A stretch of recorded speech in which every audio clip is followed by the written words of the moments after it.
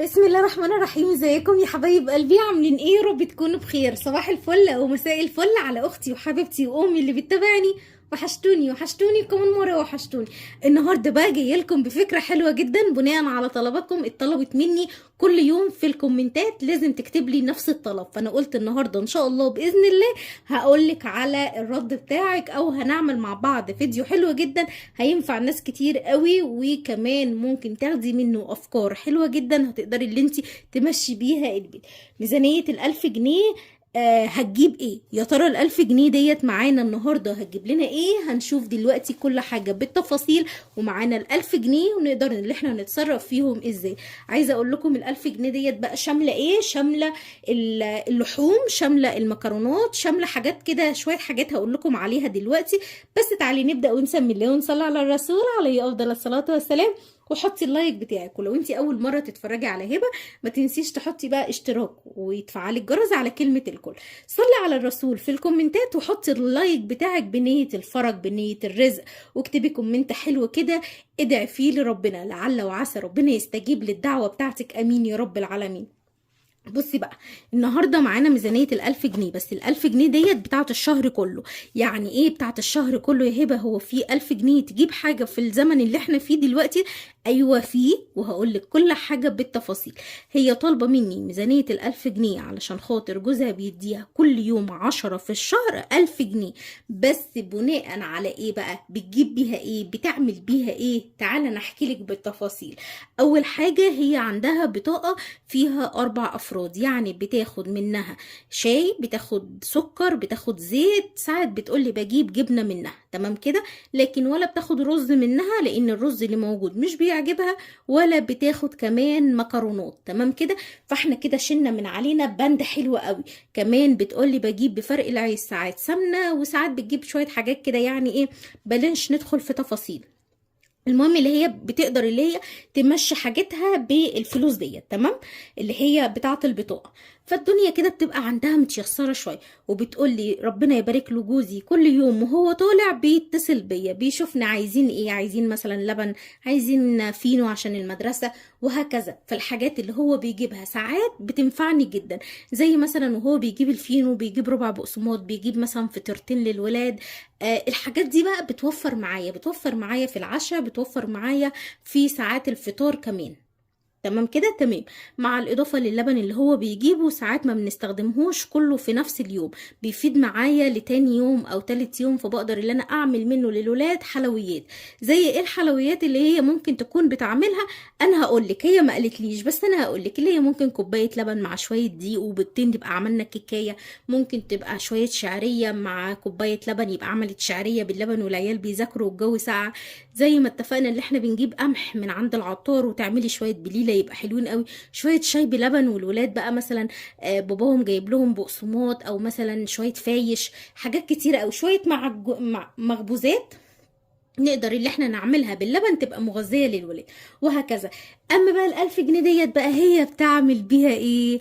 تعالى نحكي لك. ال1000 جنيه دي يا ست الكل عبارة عن 10 ورقات، ممكن يكون شايفينهم كتار لكن هم، عايزة اقولك اللي هم في الزمن اللي احنا فيه ممكن نقول ما بيبقوش ليهم قيمة زي الأول. يعني ارجعي كده لسنة ورا، كان ممكن ال1000 جنيه دي تجيب لك حاجة، دلوقتي حاليا ال1000 جنيه ما بتجيبش حاجة. بس أنا جاية النهاردة أقولك إن ال1000 جنيه دي هتجيب لك حاجات كتير أوي، هتجيب لك أكل يقعد معاكي طول الشهر إن شاء الله بإذن الله.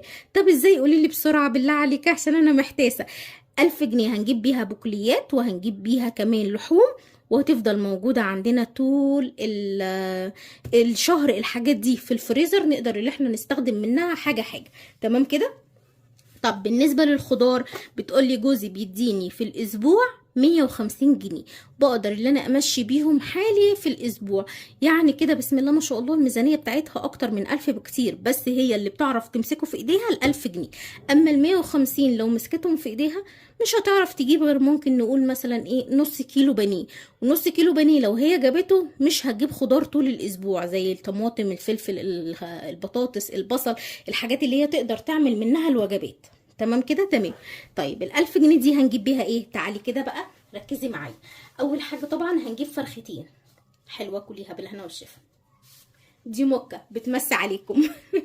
هنجيب فرختين، وزن الفرخة 400 كيلو و400 جرام، يعني كيلو ونص. حلو قوي، وزن الفرخة كيلو ونص. هنقطعها على 8 قطع، كل فرخة منهم هتبقى عاملة الفرختين مع بعض عاملين 240. طبعا الفراخ دي هتكون بيضة مش بلدي عشان نبقى متفقين. الفراخ البيضة ارخص من البلدي تقريبا، اكتر ارخص 20 او 25 جنيه. انا بالنسبه لي لما بجيبها بتبقى ارخص الثمن ده، معرفش عندكم ارخص كام، اكتبي لي في الكومنتات. فهنجيب فرختين ب 240 جنيه. تمام كده. طيب كتب لي كومنت حلو قوي من حوالي يومين، قالت لي لما كنت بعمل معاكم الميزانيه والفراخ ومش عارفه ايه كنت جايبه 3 فرخات في الشهر. بصي قالت لي ايه، قالت لي خدي فرخه منهم اسلقيها، اخلعي شيلي يعني العظم، وطبعا شيلي الجلد وافرميها، وخدي بقى منها اللي انت تعملي منها كباب حله، مش كباب حله، اسفه، كفته داود باشا. تعملي منها كفته برز، تقدري تعملي منها حاجات كتيره جدا. وبس انا مش فاكره الكومنت بتاعها هل هي اسلقها ولا ما اسلقهاش. انا عن نفسي كيابه ما بسلقهاش، يعني لو حبيت ان انا اعمل كباب كفته رز او داود باشا مش بسلق الفرخه، باخد الصدر وهشيل منه العظم خالص واروح فرماه في الكبه، بحط بقى معاه رز، بحط معاه شويه خضره، شويه توابل حلوين، ويطلع معانا احلى كفته فراخ طعمها حلو جدا، ما بتفرقهاش حاجه عن الكفته الجملي. تمام كده. فممكن احنا برضو الفرخه ناخدها نقطعها ونشيلها، نعمل منها صينيه بطاطس او شويه حله محشي كده حلوه جنب الفرخه. والفرخه التانية نعمل منها افكار كتير. عندنا صدر كامل ممكن ندخله كده في كذا وصفه. عندنا الوراك برضو ممكن ندخلها في كذا وصفه. تمام. خلينا بس الاول نشوف احنا هنجيب ايه بال1000 جنيه، وبعد كده ندخل في الوصفات. رغايه انتي قوي يا هبه. مش رغايه ولا اي حاجه والله، انا ما بصدق الكاميرا تتفتح واقعد بقى ارغي معاكم من هنا للسنه الجايه. لو انتوا عايزين كده هنرغي مع بعضينا. بالنسبه للناس اللي سالت لي على الروتين، ان شاء الله باذن الله نعمل مع بعض احلى روتين.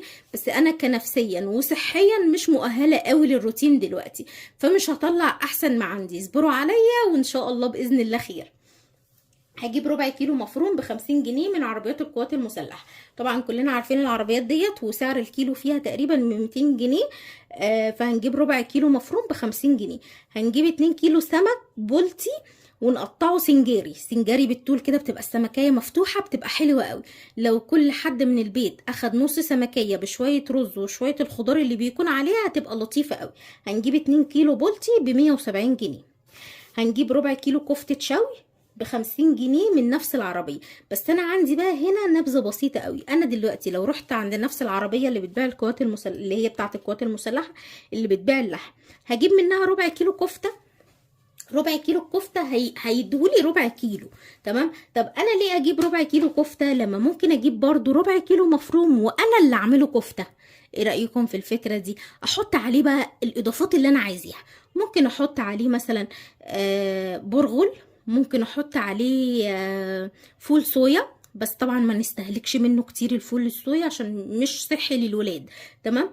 لو مره كل شهر ماشي. ممكن احط عليه شوفان، كوبايه شوفان اجيبها من عند العطار، اجيب مثلا ربع كيلو شوفان وهحطه على الكفته. هيزود القيمه الغذائيه بتاعتها وهيضاعف الكميه بتاعتها بنسبه 50%، وهتلاقي الطعم احلى.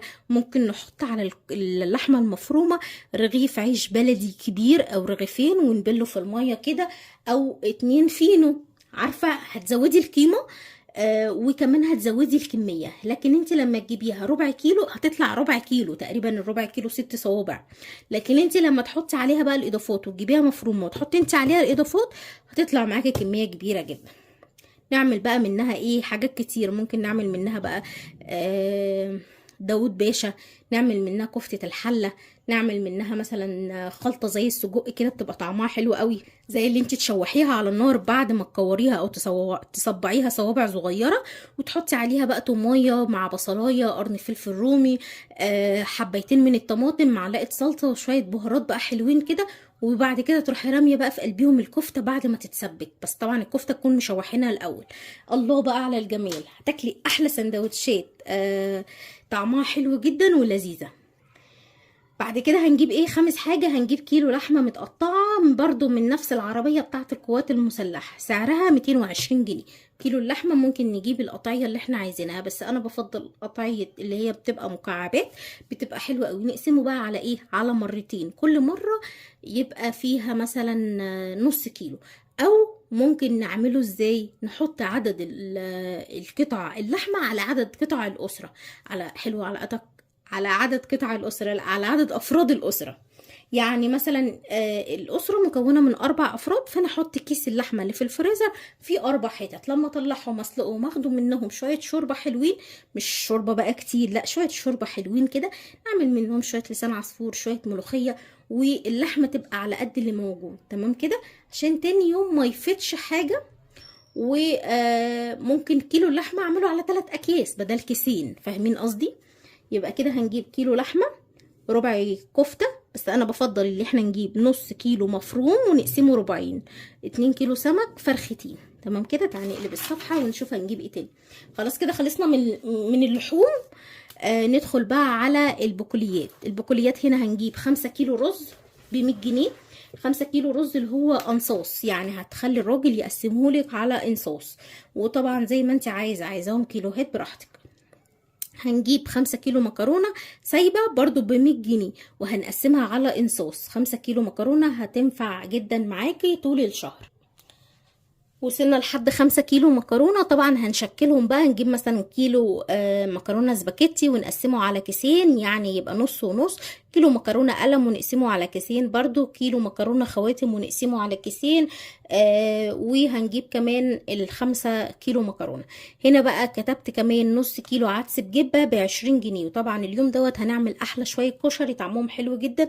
ممكن العدس بجبة ابو 20 جنيه لو انتوا اسرة صغيرة تقسميه على مرتين، لو اسرة كبيرة شوية يبقى حلو قوي الكمية دي على حلة كبيرة كده، كله في حلة واحدة بيبقى طعمه حلو قوي. انا هنا كنت كاتبه كمان كيلو شعريه، بس لما كتبت كيلو شعريه لقيت الميزانيه في الاخر اللي هي طلعت معايا معديه 1200 جنيه، وانا مش عايزاها تعدي 1200 جنيه، انا عايزاها في حدود 1000 جنيه 900 جنيه، بحيث برضو اللي انا يبقى معايا فلوس. فلغيت بند الشعريه وحطيته في بند المكرونه، يعني هجيب 4 كيلو مكرونه انواع، وهحط معاها الكيلو الخامس هو كيلو الشعريه. تمام كده عشان نبقى متفقين.